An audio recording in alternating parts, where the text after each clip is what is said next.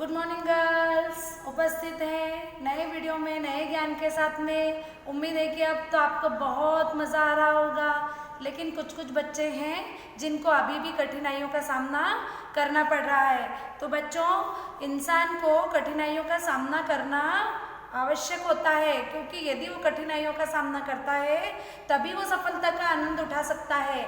और यदि हमें सफलता प्राप्त करनी है तो हमें एकल भक्ति वाला दिमाग चाहिए।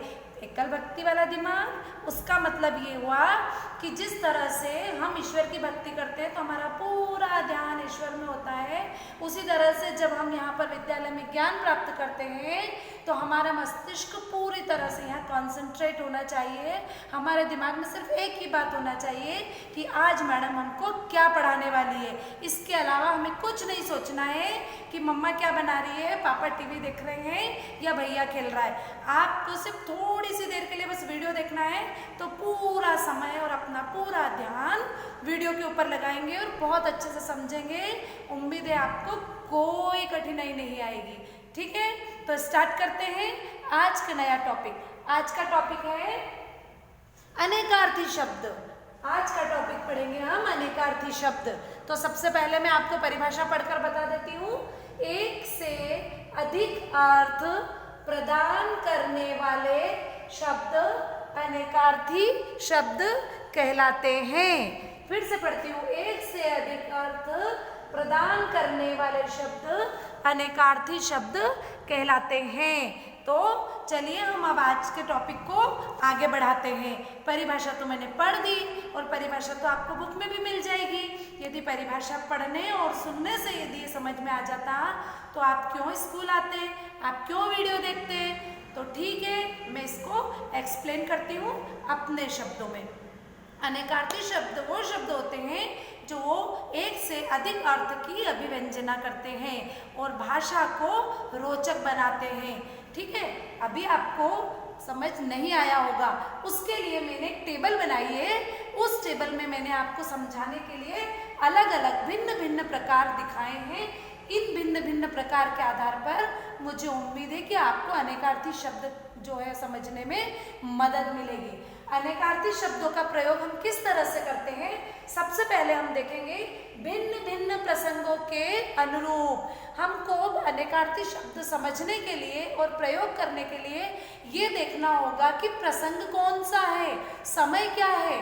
हम किसी एक शब्द का प्रयोग कर रहे हैं तो उसको हमें उस प्रसंग से जोड़ना पड़ेगा।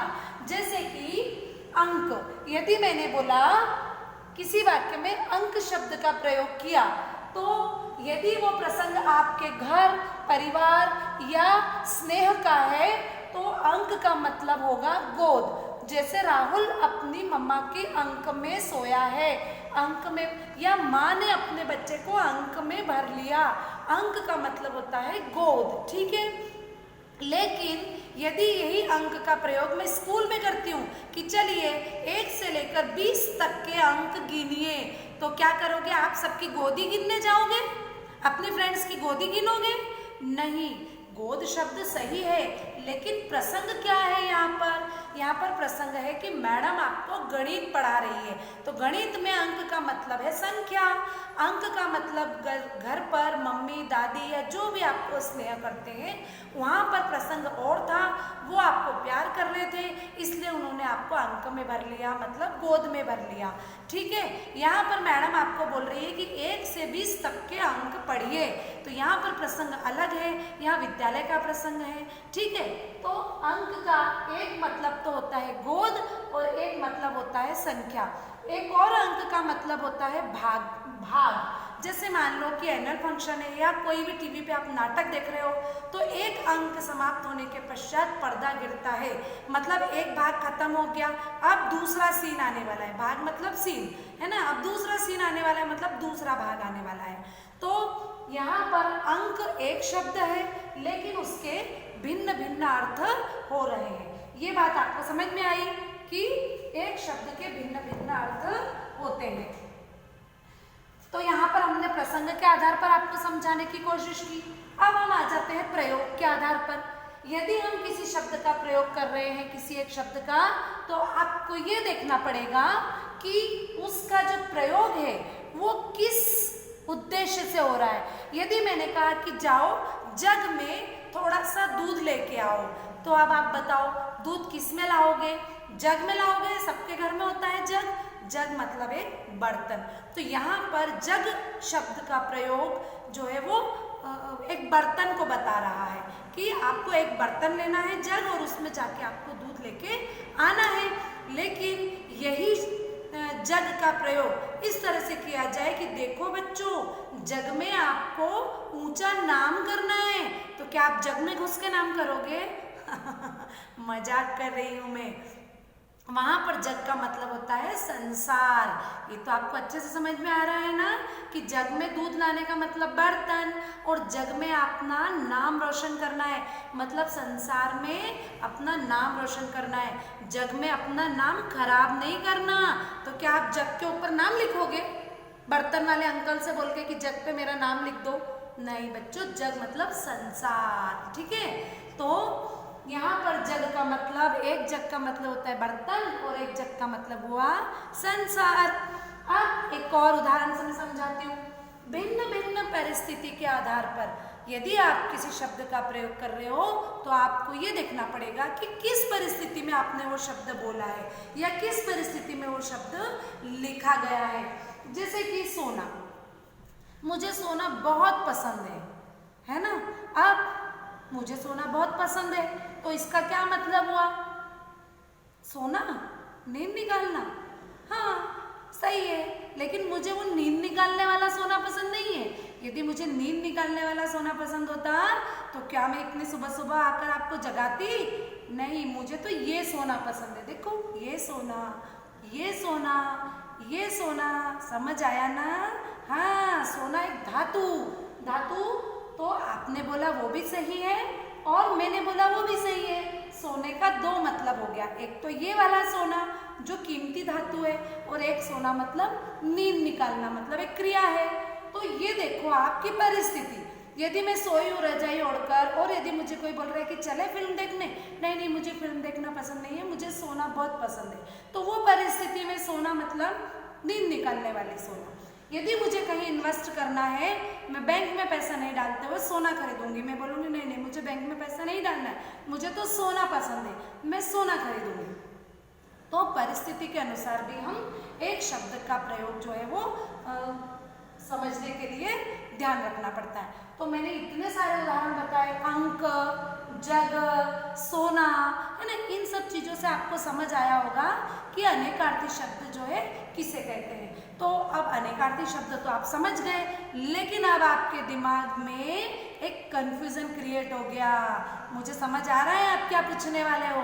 आप कमेंट बॉक्स में नहीं लिखना, मैं अभी आपकी परेशानी दूर कर देती हूँ।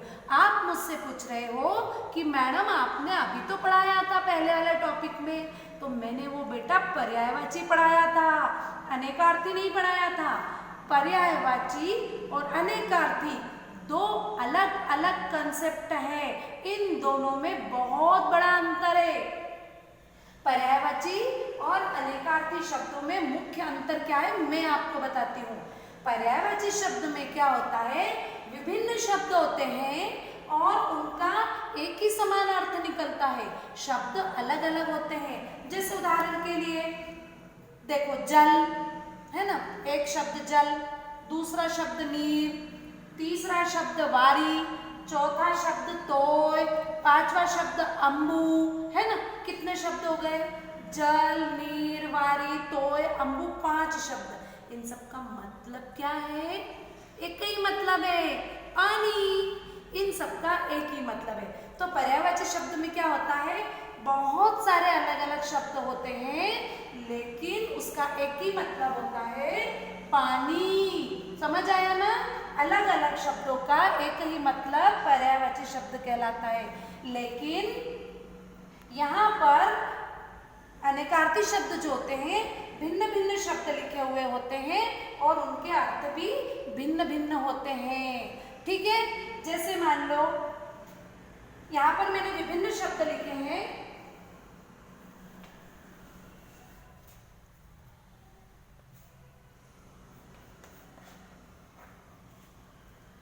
एक शब्द के लिए भिन्न भिन्न अर्थ होते हैं। जैसे मान लो मैंने एक शब्द लिख दिया मैंने एक शब्द लिख दिया कर, ठीक है। अब आपको प्रसंग देखना है, प्रयोग देखना है, परिस्थिति देखना है और फिर उस कर को उस प्रसंग के अनुसार उपयोग करना है। जैसे कि एक कर का मतलब होता है हाथ, कर मतलब हाथ, है ना। एक कर का मतलब होता है टैक्स, कि अब आपके ऊपर कर लगाना पड़ेगा। और दूसरा कर मतलब होता है करना, है ना। फिर एक कर का मतलब होता है किरण, किरण मतलब सूर्य की किरण। और एक कर का मतलब होता है सूंड, एक कर का मतलब होता है हाथी की सूंड होती है ना बेटा, सूंड। एक कर का मतलब होता है सूंड। तो देखो एक शब्द है, उसके भिन्न भिन्न अर्थ निकल रहे हैं, तो उसको हम बोलते हैं अनेकार्थी शब्द। अनेकार्थी मतलब अनेक अर्थ निकलते हैं। एक ही शब्द लिखा है कर, लेकिन उसके अनेक अर्थ निकल रहे हैं, तो ये हो गया अनेकार्थी शब्द। तो अब उम्मीद है कि अब आपको इन दोनों के अंदर कंफ्यूजन नहीं होगा, आपको इनका पर्याप्त अंतर समझ में आ गया होगा। तो एक जो है मुख्य उदाहरण में एक जो और है वो आपको अच्छे से समझा दूं। ये आपकी दादी वगैरह सब बोलते होंगे, माला फेरत जग गया, गया न मन का फेर। माला फेरत, ये फेर, फेर का मतलब क्या होता है, ऐसे माला फेरती ना दादी आपकी, माला फेरत, ऐसे फेरे ने फेरना। और गया न मन का फेर मतलब आपके, आप हाथ से तो माला फेर रहे हो और मन में इसको मारूंगी आज मैं, आज उसकी पड़ोसन की ऐसे करूंगी मैं, आज उससे लड़ाई करूंगी। इस तरह से यदि कुछ मन में किसी के द्वेष होता है तो उसको फेर बोलते हैं, मतलब मन में कुछ कपट होता है। तो इसीलिए कबीरदास जी ने कहा है कि कर का मन का डारी के, कर यानी जो हाथ में जो मन का है, मन का यानी मोती है, उसको डारी दे। मन का फेर, जो मन है अपने मन के अंदर का मन का है उसको फेर। देखो यहाँ पर फेर कितनी बार आया है, फेर फेर, यहाँ पर फेर एक ही शब्द है लेकिन अर्थ सबका अलग अलग है। उसी तरह से मन का, मन का, मन का, मन का कितनी बार आया है, लेकिन यहाँ पर इनका सबका अर्थ अलग अलग है। तो ये जो है अनेकार्थी शब्द के कुछ उदाहरण थे और उनकी व्याख्या थी। इस तरह से मैंने आपको अच्छे से ये चीज़ आपको समझाने का प्रयास किया। उम्मीद है आप इसको बहुत अच्छे से समझ गए होंगे, कंफ्यूज नहीं होंगे। और अब आपको अनेकार्थी शब्दों की परिभाषा लिखनी है और 10 अनेकार्थी शब्द की सूची आपको अपने होमवर्क कॉपी में बनाना है। फिर वही शुद्ध उच्चारण और शुद्ध लेखन के लिए होमवर्क के साथ में आपसे फिर मिलेंगे नए ज्ञान के साथ में। तब तक के लिए गुड